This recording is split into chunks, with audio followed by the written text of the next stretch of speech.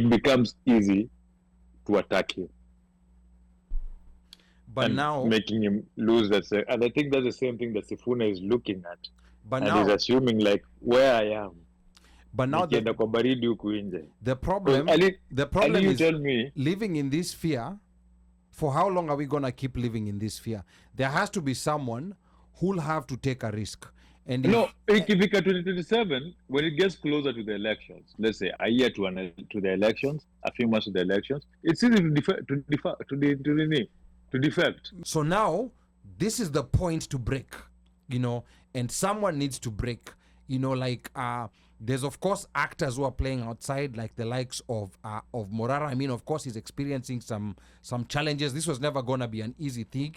There are people who are trying to break, but if that break doesn't happen, and if you're looking to mount a presidential campaign, you need nothing but a minimum of about 3 years. 1 year to an election, that is cutting it too close. No. I don't think.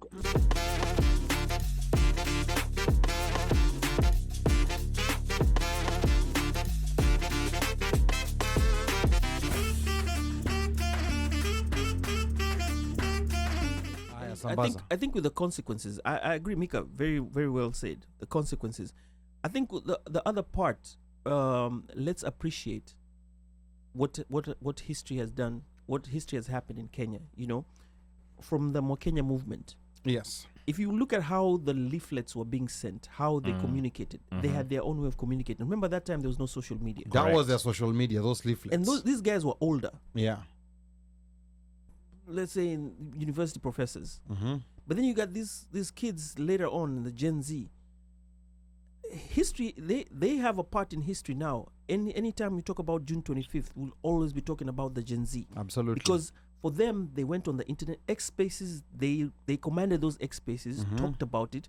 Finance bill, they'll always say, look, we challenged the finance bill, even though we never went to parliament, but we challenged it by talking about it, bunge la wananchi, and then brought it to forefront, And remember one thing you also have to also appreciate.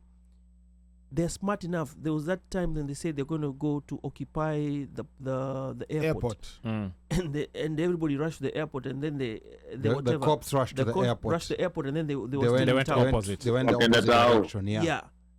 Remember, that could be a warning shot. Just because you see us, we are talking on the internet, does not mean that that's where we all are in those spaces. There could be other forms that could be coming, There could be other covert forms of communication, Exactly. Because I think now people are slowly learning, like how to communicate and where to deploy information fast. Right. Outside of the government's radar. They know that the government is tracking the phones. So yeah, and like we said again, this calm that you're seeing, there's still a storm ahead that's coming, and I think that's what Ruto is preparing for. He doesn't know in what shape it will come, but one thing he knows, Ali. Yeah. One thing I'm sure he knows is that the moment IBC is reconstituted, everything will go down, and that's why they're slow walking that. That's why nobody wants IBC. Been slowed down. What? But now you see the new in all those cases that have been taken to court. There's some that are saying that the IBC is needed for the nomination or for the appointment of a new deputy president. So I'm not sure about that.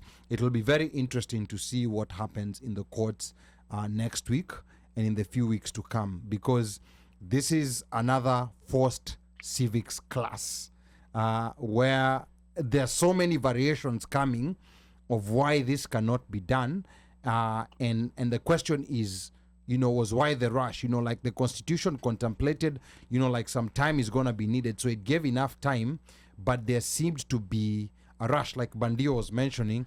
There seemed to be a rush. Kufanya hizi vitu haraka haraka. It's kind of like there's a certain clock. It was a pre-planned. There's a certain clock they're trying to beat. And you see, now like the Senate, in as much as the Senate is more decent and it's a house for debate, But now it's looking like a performative circus. It's looking like a performative circus. In fact, very interesting. I have a list. I'm mostly looking at the first count that DP Gachagua was impeached. That is near 5. Yes, the one that had the most. Yeah. 54, I think it was. 53, I think. Something. I know the first one had the most. Yeah, I think it had 53. I'm trying to see. That was condition number 5. Yeah. That was condition number 5. Was it number 5? Yeah, it was number 5. So there was this one, the ground on gross violations of I think this was Deputy President of the Republic on gross violation of articles of the Constitution. So there was I think a few senators who are nominated. I think these lists are important for people to know who's an independent senator. I mean, of course, Gachagua had his issues and he needed to go. But I think also this vote is also a display of who is independent from now this broad-based coalition. And it's interesting when you look at the names of the people, because there are some who voted because they were part of Wiper. So those are not independent. They're also voting because they're part of Wiper. If they were told to vote the other way, they would vote the other way. But there's interestingly names that I see, like Asige Kagehi Crystal, nominated member of parliament. This is a nominated member. The one who has glaucoma. Yes. This is a lady we need to be looking at. And these are the people who need to be promoted, because we also need people who understand this politics internally. She was nominated, I believe, by the Azimio side. And and she defied them, and she voted on one of these against this. Of course, there are some names that we expected here, like Okia Omtata. I mean, that was of course standard operating procedure. That was expected, yeah. So to me, someone like Crystal Asige, we need to start now looking and identifying the people who are on our side. Sifuna voted party Sifuna voted on party lines. Party line. Yeah. At this Sifuna point, voted on party lines, until he exits the party, Yeah. he is a party man Yeah. down to the T. It is Yeah. what it is. Yeah. So unfortunately, It's he can party wax politics. lyrical. Now, Yeah. what you forget here is, what did Sifuna tell you? Sifuna told you that his main aim right now is to ensure that ODM wins the seats it didn't win. And if that means that he needs to work with what's in the party right now to achieve that, he's going to do that. And he may need to sacrifice himself as a person, quote unquote. Yeah, and also me, as much as I criticize him, I also understand one thing. The secretary generalship of his party is always going to supersede his position as a senator. Yeah. No, absolutely. I agree with you, and that's the reason why I feel he might be in a better place. Like if he resigned and resought a new man. The problem is that when you resign now, you're out in the cold. It's a risky move. Alisa, hautaki kuko kwa baridi sahi. No, nasema right now. You need somebody like Babu. Hey, Babu Why isn't Babu Owino not leaving ODM? The problem right now, Mika, is that there's no IBC. Babu is in the cold artificially. The problem right now, Mika, is that there's no IBC. I believe someone like Babu can also pull that move, but right now, if you want to pull that move, you're going where? There's no IBC. And there's Babu knows. Yeah. Babu knows that he can win that constituency easy. They love him there. He does work there. Like, he's one of the, in terms of, people hate him because of what he did to Evolve. Yeah. But in terms of service delivery, he's one of the leading MPs in the country on those MPs who take care of his constituents. He does a good job in his constituency. So he knows he's going to win that constituency. Kwanza kwa Babu ni kwa Wakamba ndo wanaishi huko wengi. Hata si Wajaluo. But you should do your constituency very easily. Now the thing is, he also understands that if he left ODM and was just in the wilderness peke yake, it becomes easy to attack him. But and now making him lose that. And I think that's the same thing that Sifuna is looking at. But and now he's assuming, like, where I am. But now Nikienda kwa baridi huku nje. the problem Ali, you is tell me, living in this fear. For how long are we gonna keep living in this fear? There has to be someone who'll have to take a risk.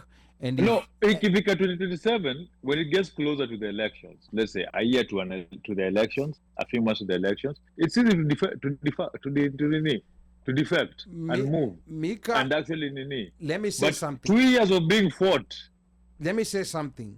Let's go back to when Baba made a similar move. Because remember, Baba was not popular. You know, this is one thing that people keep forgetting. Yeah, he wasn't. Yeah, he wasn't popular at all. He took a very risky move. Some people were telling him, because at that time I was living in Nairobi West, it was Langata constituencies.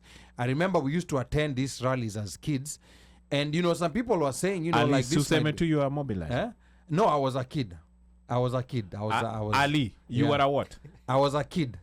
I was in primary school. How could mobilize kitu yoyote? I was in primary school. Let's tuachane na hiyo story. Tuendelee ulikuwa MFA. But in the 90s, it was a very high risk move. And right now, if we are looking to the future, because when we look at Kenya's history, I'm looking at it in 30-year blocks. The first 30-year block was from independence to up on 92, 93. So now, from 92, 93, we are now in that second block. So now, between independence and 92, KANU was the dominant force. After 92, to where we are today, a few political parties, or let me say, there's always been two coalitions that have always been the dominant force within those 30 years. So now, this is the point to break, you know, and someone needs to break, you know, like there's of course actors who are playing outside, like the likes of Morara. I mean, of course, he's experiencing some challenges. This was never gonna be an easy thing. There are people who are trying to break, but if that break doesn't happen, and if you're looking to mount a presidential campaign, you need nothing but a minimum of about 3 years. 1 year to an election, that is cutting it too close. No. I don't think Mtuka Sifuna sayata jeka pale ndaka kusema ndaka go for presidency. No, I'm not even talking of presidency, Mika. I'm talking if you're just trying to build, let's say, like even a political party, get a couple of MCAs, win a couple of MP seats. You have to start that. Early. Me, what I'm saying is this: